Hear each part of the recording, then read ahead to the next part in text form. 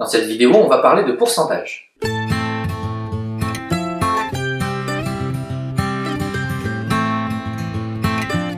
Elle va se porter en 3 parties. Tout d'abord, je vais te montrer comment calculer un pourcentage. Ensuite, nous verrons comment calculer une diminution de pourcentage. Et enfin, nous terminons avec une augmentation de pourcentage. D'abord, calculer un pourcentage. On va imaginer que Jean-Kévin a un salaire de 1500 € et que chaque mois, il dépense 120 € en vêtements. Quel pourcentage cela représente-t-il sur son salaire total?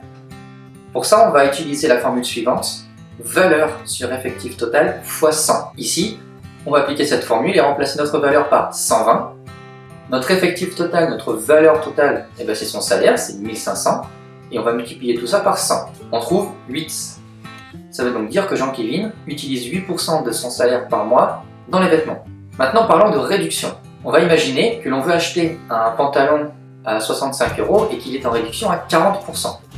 Comment calculer le prix que je vais réellement payer? Là encore, on a une formule. Une formule qui vient d'une propriété qui dit que diminuer une quantité par T%, ça revient à la multiplier par 1 moins T%. Si on revient à notre exemple, nous on avait 65 € et 40%. Et bien notre quantité, ça va être 65 et le T que l'on a dans la propriété, ce sera 40. Avant d'appliquer cette formule, on va essayer de simplifier ce 1 moins T%, qui est un peu long. Imaginons que le pourcentage qu'on utilise, ce soit 30. 1 moins 30 sur 100, c'est égal à 1 moins 0,3, autrement dit 0,7. Autre exemple, si là notre pourcentage c'est 60, 1 moins 60 sur 100, ça va nous donner 1 moins 0,6 et donc 0,4. On va appliquer cette petite astuce à notre exemple à nous. Pour calculer le prix réel de notre pantalon, on va donc faire 65 multiplié par 1 moins 40 sur 100, plus simplement 65 multiplié par 0,6, ce qui nous donne 39. Donc le pantalon, on le payera 39 €. Troisième et dernière partie de cette vidéo, cette fois-ci une augmentation.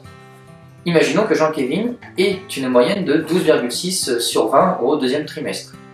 Et on annonce une augmentation pour le prochain trimestre de 30% de sa moyenne. Comment calculer alors la moyenne qu'il aura?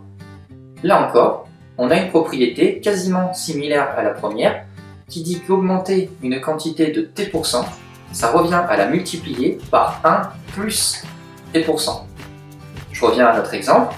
Notre quantité ici, ça va être la moyenne de Jean-Kévin, ça va être 12,6 et le T que l'on va utiliser, c'est 30. Là encore, ce 1 plus T sur 100 qu'on a dans notre propriété, on va pouvoir simplifier un peu. Imaginons que notre quantité, notre T, ce soit 30. Et bien là, on fera 1 plus 30 sur 100, ça donnera 1,3. Si notre T, c'était 60, on fera 1 plus 60 sur 100, ça donnera 1,6. On revient à l'exemple. Si on veut calculer la moyenne qu'aura Jean-Kévin au prochain trimestre, on va donc faire 12,6 multiplié par 1,3 et on va trouver 16,38. Bilan de tout ça, 3 choses à retenir. Si je veux calculer un pourcentage, j'utilise cette formule, valeur sur effectif total multiplié par 100. Si je veux diminuer une quantité avec un pourcentage, il faut que je la multiplie par 1 moins le pourcentage que l'on a. Et si je veux augmenter, et bien cette fois-ci on multiplie par 1 plus notre pourcentage.